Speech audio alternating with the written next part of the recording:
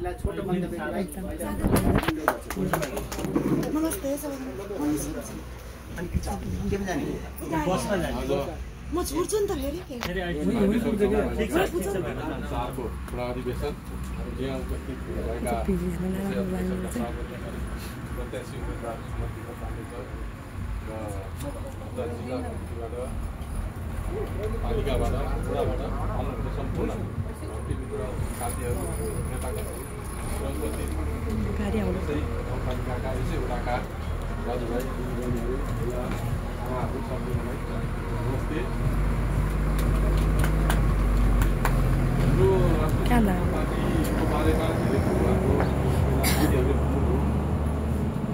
Party किन स्थापना भयो, यो पार्टीमा म किन लागेँ भन्ने कुराहरू गर्नुभयो र यो पार्टी एउटा अभियानको रूपमा आएको पार्टी कुनै यो पार्टी विशेष रूपमा नेतागिरी गर्न चुनाव जितेर आफ्नो पोल्टा भर्न भनेर खोलेको पार्टी होइन।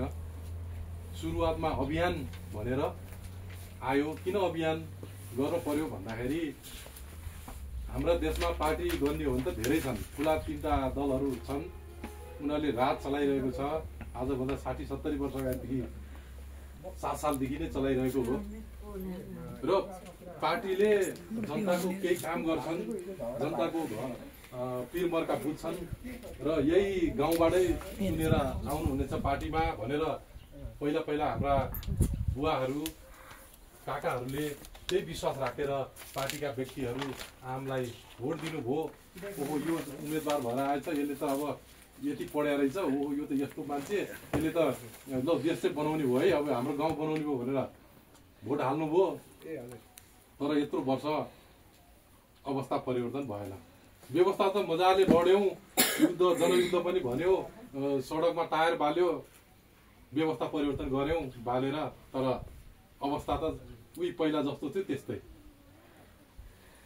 बेरोजगारको समस्या छ यहाँ कृषि उपजको सामान समयमा नपाउने, मल नपाउने, यस्तो यो साधारण समस्या हेर्दा साधारण तर यसले ठुलो यो ठाउँमा असर गर्ने समस्याहरू धेरै छन्।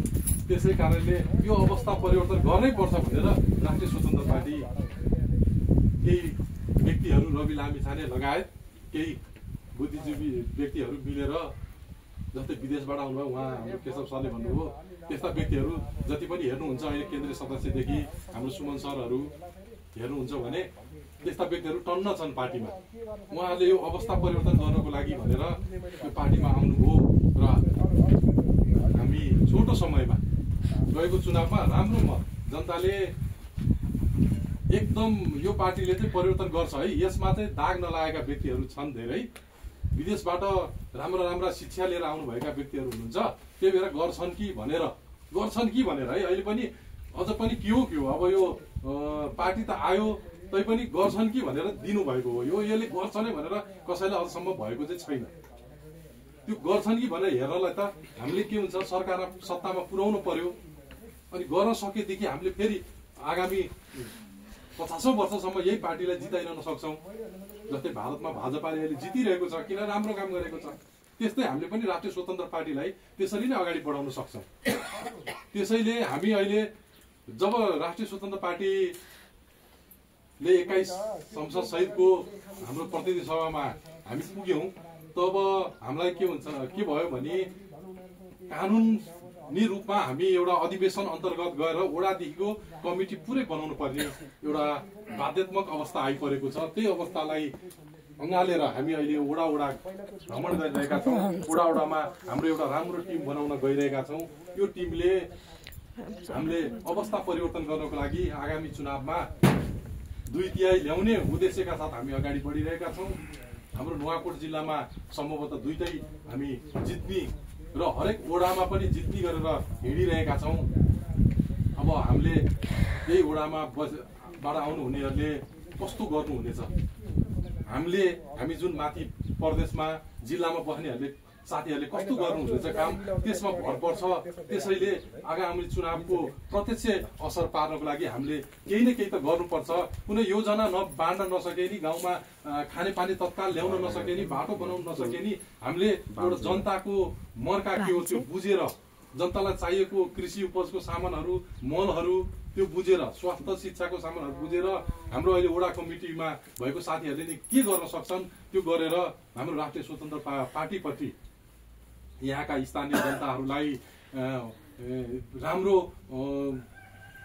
कुनै राम्रो कुरा छर्न सक्यौँ भने हामीले आगामी चुनावमा अवश्य ल्याउँछौँ भन्ने हामीहरूले विश्वास लिएका छौँ। त्यसैले आउने साथीहरूलाई मैले विशेष रूपमा भन्न चाहे, एउटा यही ठाउँको कुरो के छ, यो ठाउँमा के समस्या छ त्यो बुझ्नु होला।